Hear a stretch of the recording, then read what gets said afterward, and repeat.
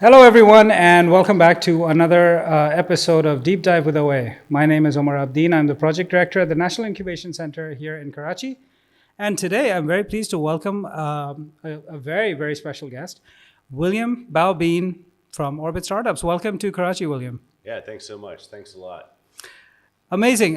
So let's dive right into it. You are a very well-known space in Pakistan, despite this being your very first trip. Why is that, William? Well, we started engaging in Pakistan in 2017-18 with an internship program that was sponsored by the government at KPITB, and I think with backing from the World Bank. So we brought 30 amazing master's grads in programming to Shanghai for 6 months to intern for our startups and also for us. So I kicked things off. And then the second part of the program didn't happen. As things happen, right? So I'm not actually sure why, but it's fine. We had kicked off a great relationship. But then the second part was supposed to include some investment with a partner, and we ended up just starting writing checks ourselves. But it took us a while because we were doing it, by ourselves.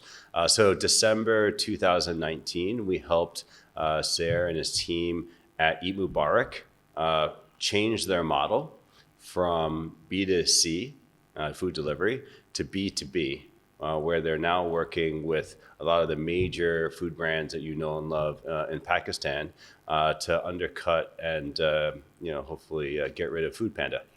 And so they're working with Yum Brands and Dunkin' and a couple for food delivery here. So we kicked it off with Sair and Blink. Mm-hmm. We helped them get through COVID because that wasn't easy. Selling not just in Pakistan but actually Middle East.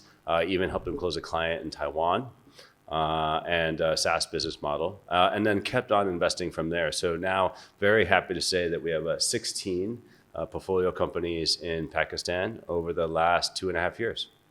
Which is remarkable. Any way you look at it, given the fact that this is your first visit to the country. Well, COVID kind of got in the way. Sorry, I didn't mention that, but but that's that's just the reality for the world, right? It got in the way of everyone, but it didn't stop you from really putting your money where your beliefs were, which is you clearly believe that Pakistan has something to offer. Oh, definitely. I mean, everybody here knows big population, blah, blah, blah, blah, blah. But the key is that, when I started investing in China, internet, 2004, 2004, the total value of all the internet companies combined was $3 billion. And as of the beginning of this year, the total value of all the internet companies in Pakistan is $3 billion. Now, I helped Alibaba go public. I helped, Jack Ma explain to the world 2005, 2006, what China internet was about, what the opportunity was. And then, the stocks are off by 50%, but I think it's still $2 trillion in market cap today. Yeah. $2+ trillion. So not saying that Pakistan is going to be a $2 trillion market, but I think that there's a huge opportunity to bring Pakistan from that 3 billion mark to some big numbers. And it's going to be driven by technology. And we're here to bring we don't pretend to be local. We're not local at all. I've never been here, right? But what we're trying to bring is the best of the best practices, tools, tips, tricks, approaches from all around the world to the entrepreneurs. They're all Pakistan entrepreneurs. And we are investing in Pakistan for Pakistan. But bringing that international approach, but not telling the entrepreneurs here what to do. Giving them guidance on setting up the experiments so that the knowledge from outside can actually be leveraged properly onshore. Because Pakistan might look to, say, an American like an Indonesia or another market, but it's not. Very different dynamics. Yeah. Amazing. So you are the most prolific check writer over the last 12 months, right? 16. I would just say that we're, it's 2.5 years. We're the most active international VC in Pakistan. I mean, for sure. Yeah. I was thinking overall, but okay. You can caveat it, I guess. Talk about your model. Tell us what does Orbit do and why does it do it in that particular way? Because Yeah, it's so- a very unique model. Yeah, so SOSV is our fund. We invest through our fund in every company we work with, we invest. And then the way we bring value to our investments is through our program, which is Orbit Startup. So Orbit is all about solving for startups their biggest problems. So we do a typical, program in which we help with fundraising, we help with financial model, we help with connects, we help with mentorship. We have 275 mentors, 14 EIRs and adjunct partners, and plus our team full-time of 45. So we help them with the standard stuff. But then the difference is that our companies here all sign commercial agreements with us where they're meant to cooperate with each other, not cooperate with us, but cooperate with each other. So generally in consumer, you have companies that are sticky. They have users like media or games, or in the Pakistan instance, we are digitizing mom and pop shops and helping those mom and pop shops make more money. But we actually don't really make money from the mom and pop shops. Their profit margins are super slim to begin with. Yes. But they have trust with consumers. They have consumers that they've seen every day, or maybe they're, for 1, 2, 3 For generations. sure. The Kirana shops, the corner stores, Yeah. they're these marketplace shops. So we digitize them, and they sell, physical goods, and we help them make more money doing that. Hopefully, double the amount of money that they're making on the physical side.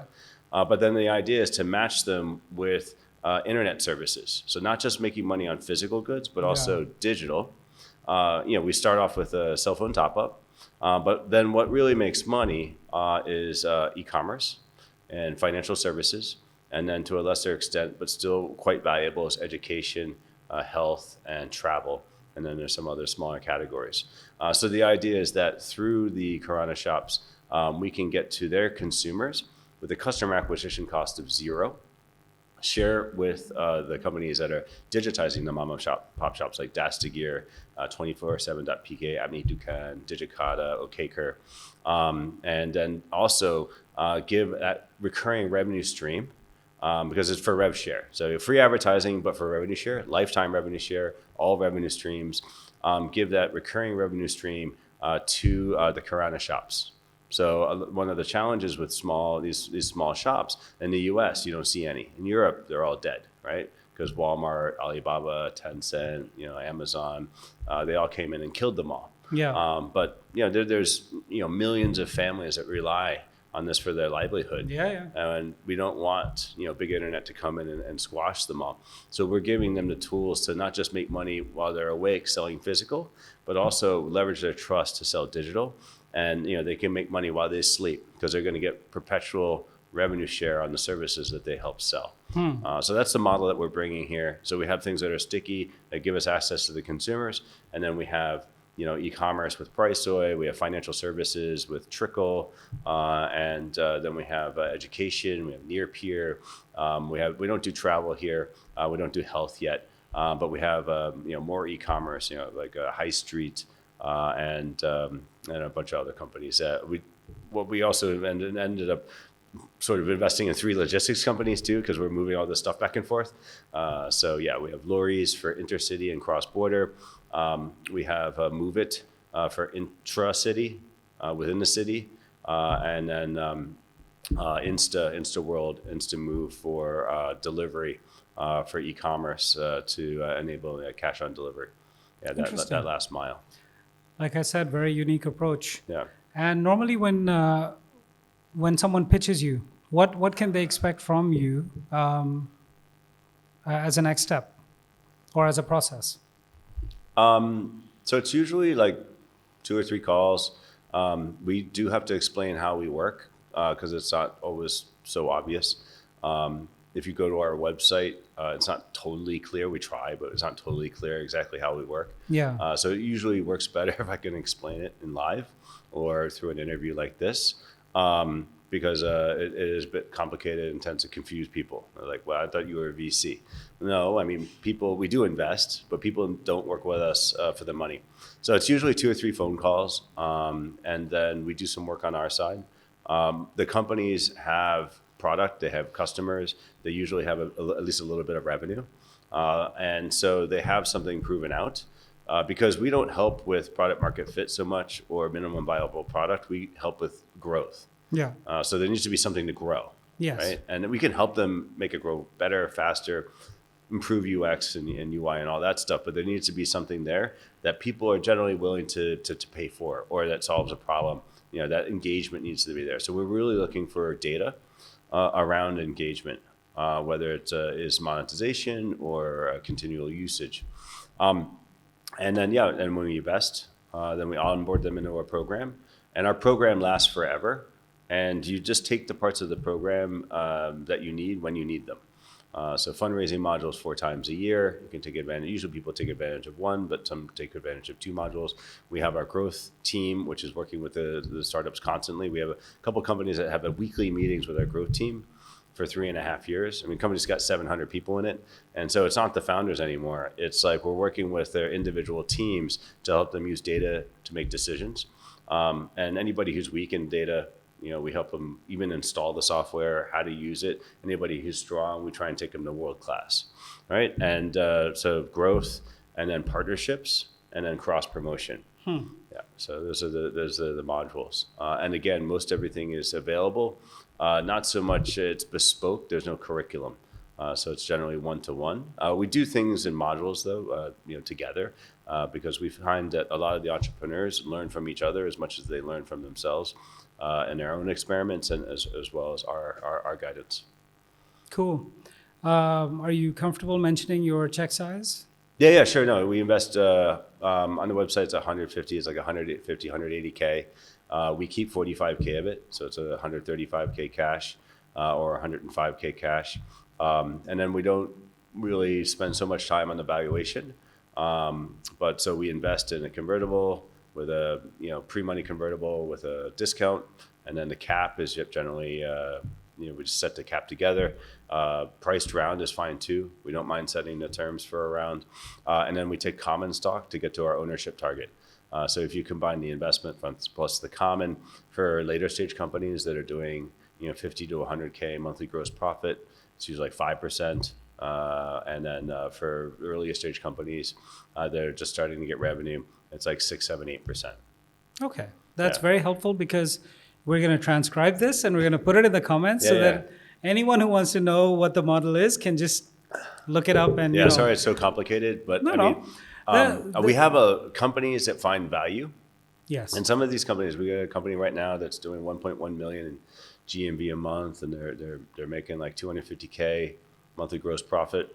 And they need help with the program. They're willing to come in and take the dilution because it's worth it to them.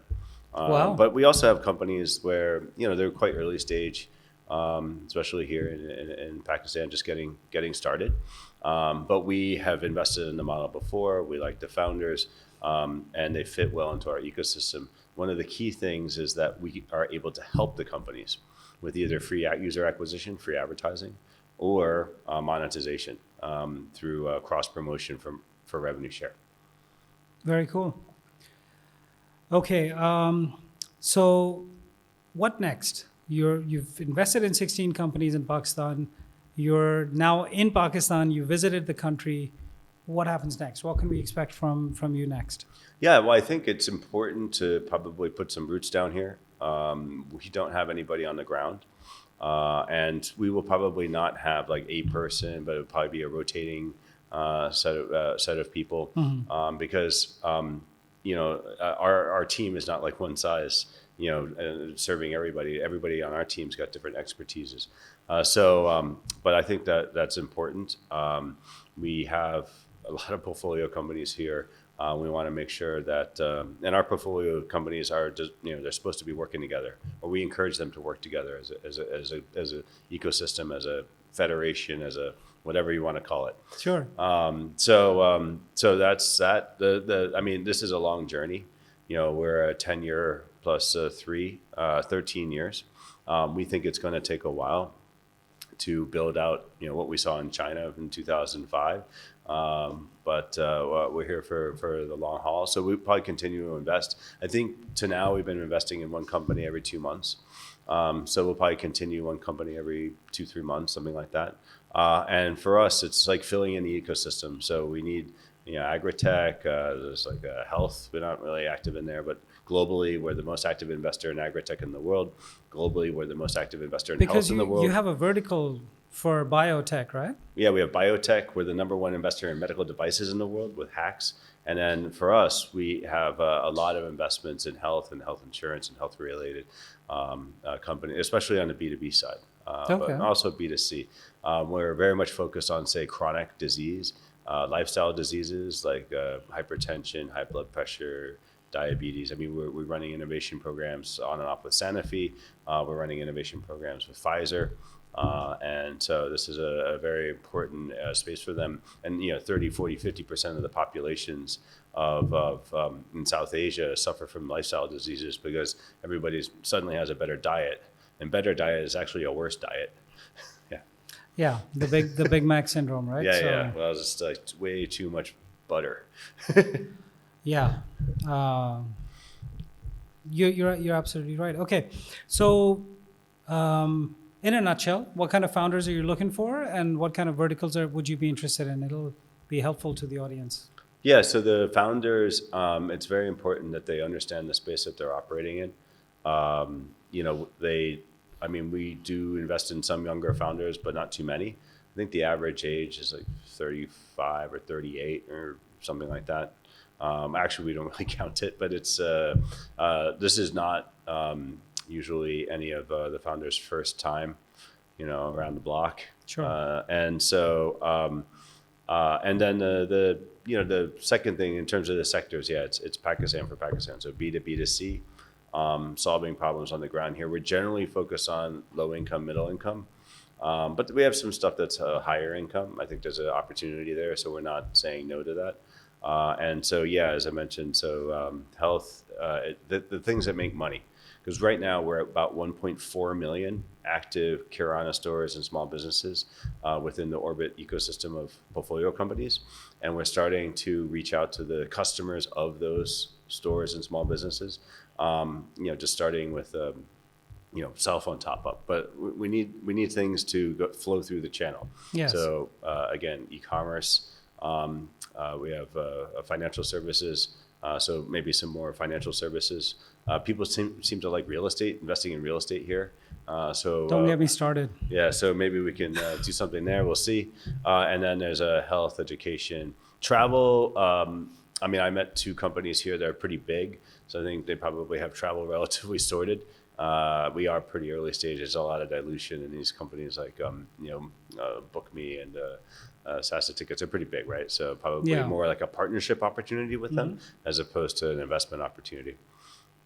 Very cool. Yeah, and we're looking forward to also partnering with the large corporations here, banks, telcos.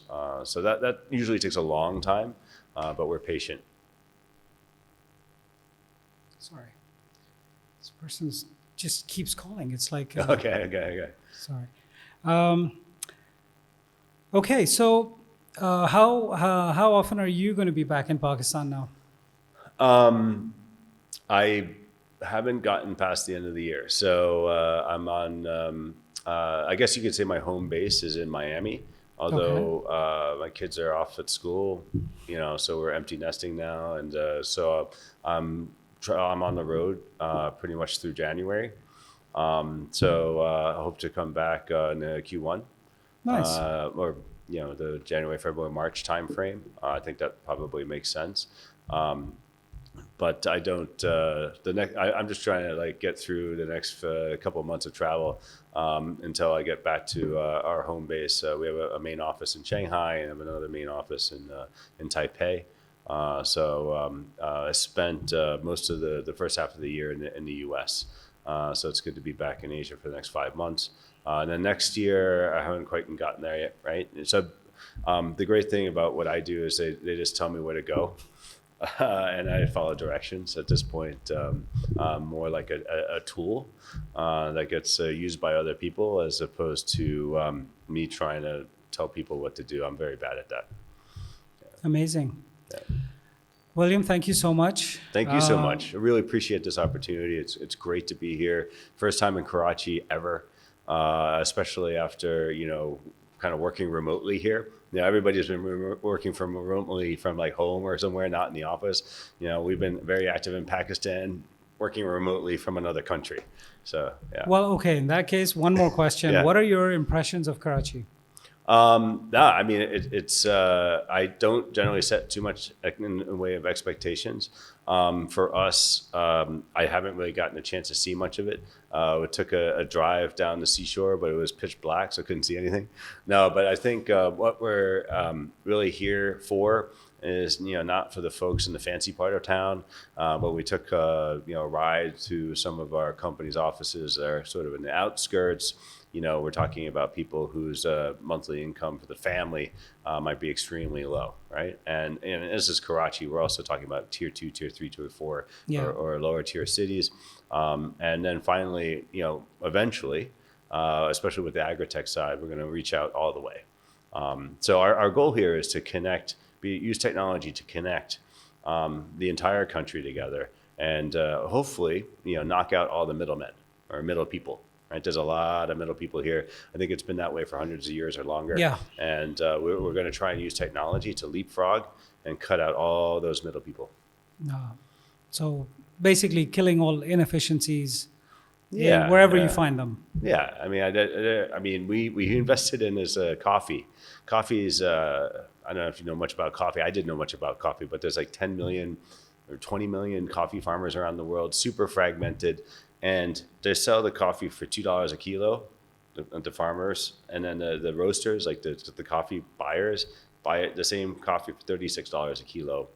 Shipping doesn't cost that much. No. On average, there's just margins. 8 people in the middle, 8 of them. So I don't think Pakistan has that problem. Like 8. We don't have 8. But, we might have 4. Yes. So we're gonna basically remove the 4, or well, probably. We'll see what happens. Yeah, hopefully they don't come after us. Big plans. Yeah. Well, thank you, William. Thank you so much for joining us here today, ladies and gentlemen. It's been a really fast-paced and information-loaded episode with William Bao Bean. We will transcribe this, and you can review it at your leisure, because there's a lot of information that was downloaded here today, and I'm really looking forward to talking further about it and learning more about William's journey and the journey of Orbit Startups and SOSV moving forward. Thanks again, William, and thanks so much. safe travels. Thank you.